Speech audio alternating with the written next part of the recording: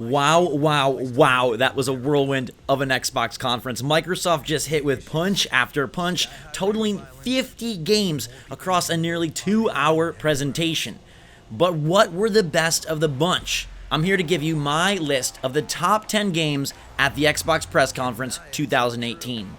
What's going on, everybody? It's Ghost Robo, and boy, this was a tough list to whittle down because they showed so many hits from so many different studios and so many different publishers. And even smaller reveals like Cuphead DLC looked absolutely awesome. Some of the ID at Xbox games looked so charming, but here is my list. We'll start off with number 10, Jump Force. This game was a huge surprise, and I don't even know what the heck it is, but anytime you're going to merge Goku, Naruto, One Piece, and a whole lot of other anime characters into America, you gotta put it on the list. This looks super freaking epic, especially for fans of those franchises. It's not a fighter, it looks to be more of an open adventure game, an action game, so we'll have to see exactly how it's going to play. Maybe they'll show more later this week. I hope I get to see it for it myself, but again, it was a big surprise, a wacky wild title, and one that I'm going to keep a close eye on.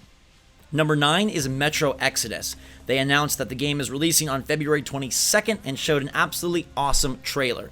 Now that day is absolutely jam-packed because it now has Days Gone, Anthem, and Metro Exodus. So it begs the question, which one is going to bail first? I don't know that those 3 titles can all exist on the same day. I don't think there's enough money in everyone's wallet. But Metro is making a case for being one to spend on because it continues to look super awesome. I'll be playing it later this week and I'll bring you full impressions, but the creepy vibes, the really beautiful world, and the intense fighting gunplay action, it's going to be good, and I cannot wait to get my hands on it later this week.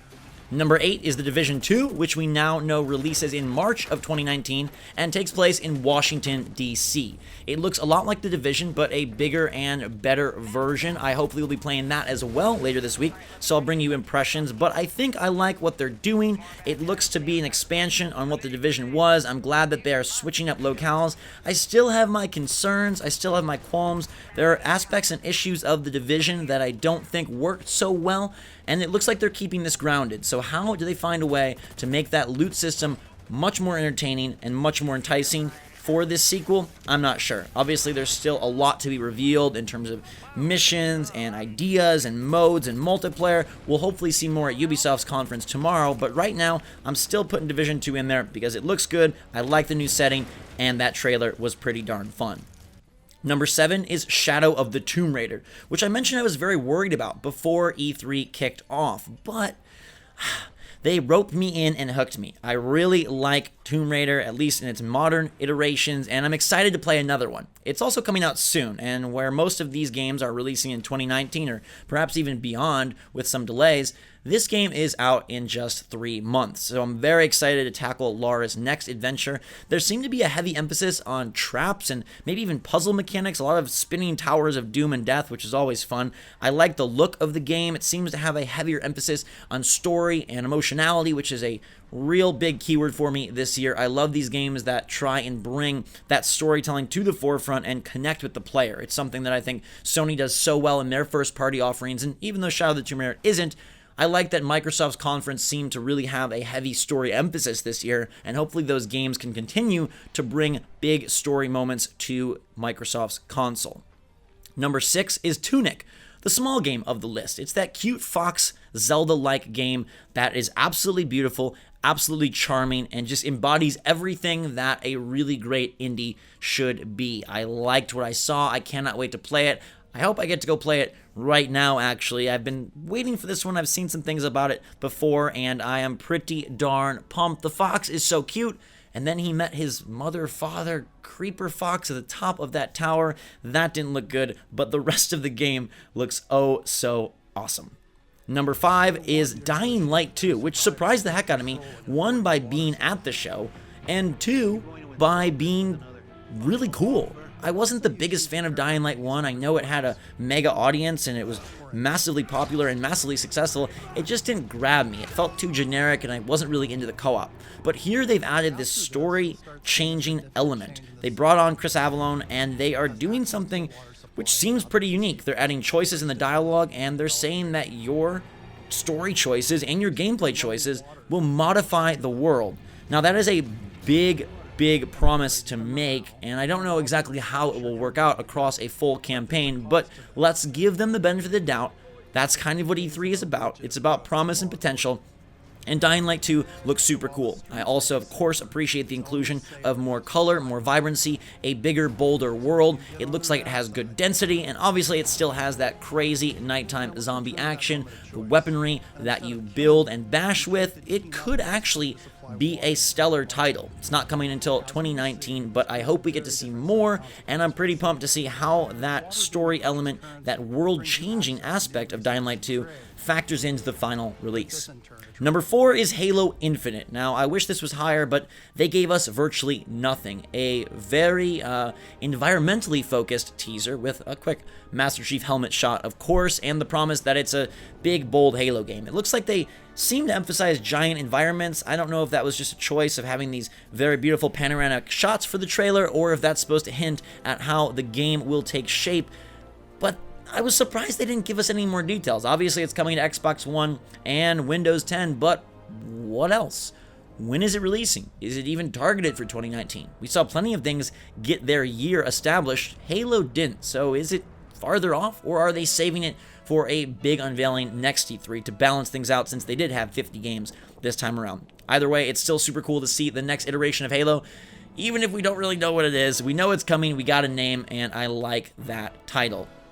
Number 3 is DMC5. Devil May Cry returns for the true sequel to Devil May Cry 4. It's been a while, and they are super passionate about this over at Capcom. How do you guys feel about the new Dante look? Is it okay? I know a lot of people took issue with Ninja Theory's interpretation of the character. Personally, I loved that game. I had a ton of fun with the most recent entry, and I hope that this one is just as good or better. It looked crazy, it looked chaotic, it hit all the notes you want your Devil May Cry to hit, and I hope that we get to see more later in the week. A lot of these trailers were just teases, and I expect that we get more details throughout the week, and I definitely will bring that to you as best I can.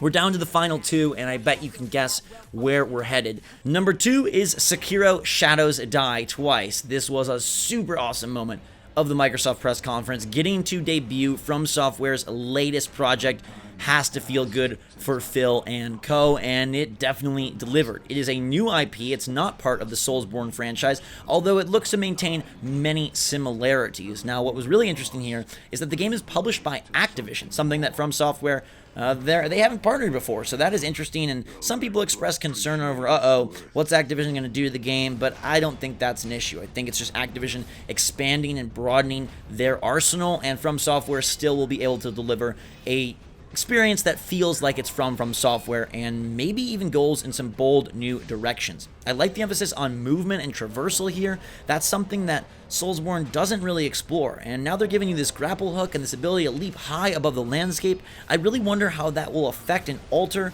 your battles and your interactions with enemies, as well as your approach to the environments and how you tackle the levels. Because previously, yes, you can go different directions in Dark Souls, but you're guided on foot paths, and here it seems like you can subvert that, which is super sweet.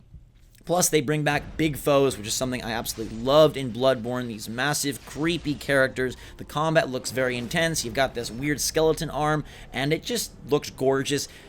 It does a little bit remind me of Neo, but it is very different, especially if you pay attention to that trailer. I love From Software. I love the Soul stuff, and I really respect them for going a different direction. They may still be working on Bloodborne 2. Heck, we may even get a glimpse of it at Sony's conference, but for now, they're doing something new, and that looks awesome, and that gets a huge thumbs up from me.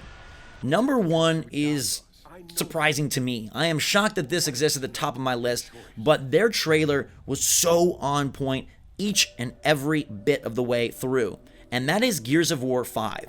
They announced 3 Gears titles, a weird Funko Pop Gears crossover, Gears Tactics for PC, and then of course Gears 5, and this one looks so good. Not to say that Gears 4 wasn't great, because I really enjoyed the campaign, but this time, I don't know, it seems like they've cracked some secret code and they nailed this reveal. I loved the icy environments, and I love that they also quickly showed that there is variety by debuting a jungle scene and sort of a Martian, sandy, dusty looking area.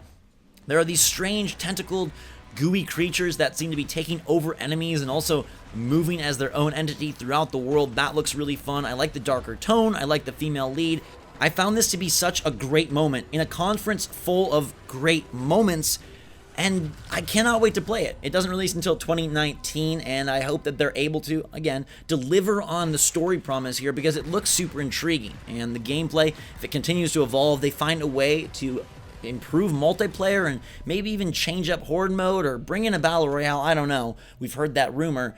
It could be super cool, and it could help Microsoft get back on track when it comes to first-party exclusives. Now, there's a game I've left off, and that's because I'm going to tie it at number 1 with Cyberpunk 2077. I can't put this game anywhere else, but I wanted to give credit to Gears of War 5. They closed with Cyberpunk. It looks stunning. It looks stellar. It looks so fun. I don't know why, but I was fully expecting Cyberpunk to dive into a future that was very serious in tone, that was very drab, post-apocalyptic, dire. You know, we've seen a lot of drama in The Witcher. It is sort of this peaceful but also chaotic world, and yet Cyberpunk just looks like balls to the wall, chaos and fun and kooky future freaking awesomeness. I loved how detailed they got with the city and with the livelihood of its citizens. There's robots, there's battling, there's gunplay, there's cover, there's driving, there's a kid wearing a VR headset.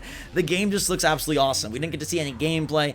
I fully expect it to be a big, bold RPG in the CD Projekt Red style. This game quickly skyrockets to the top of my most anticipated list, and rightfully so. Cannot wait to find out more. Hopefully we get details on gameplay and all the goodness that they're prepping over there, and hopefully it's not another 5 years before it comes out. It's been that long since we saw the initial teaser, so getting the full trailer felt oh so good.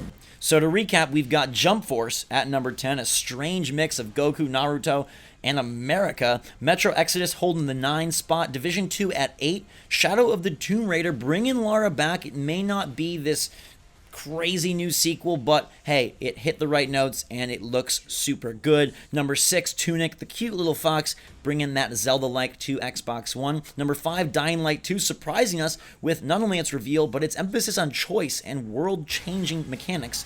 Number 4, Halo Infinite, that tease, I want to know more, but as of right now, all we have is a trailer. Number 3, Devil May Cry 5. Dante is back, and it looks super sick. Number 2, Sekiro Shadows Die Twice. Come on, it's from Software, it's brand new, it's going to bring in bold new ideas, and it looks so good. And that tie at number 1, Gears 5, blowing me away with a brilliant trailer, and Cyberpunk 2077 stealing the show, sending them off with a great conference and just a great lineup of games. Let me know your favorite game from the Microsoft press conference and how you feel about my list in the comments down below. I'll be bringing you coverage all week and playing most of these games, or at least seeing them, so stay tuned for that. Make sure to subscribe to stay up to date on all of the goodness and the games. Follow me on Twitter, twitter.com/GhostRobo. And until next time, everybody, thanks so much for watching a fantastic E3. I love you, and we'll see you all later.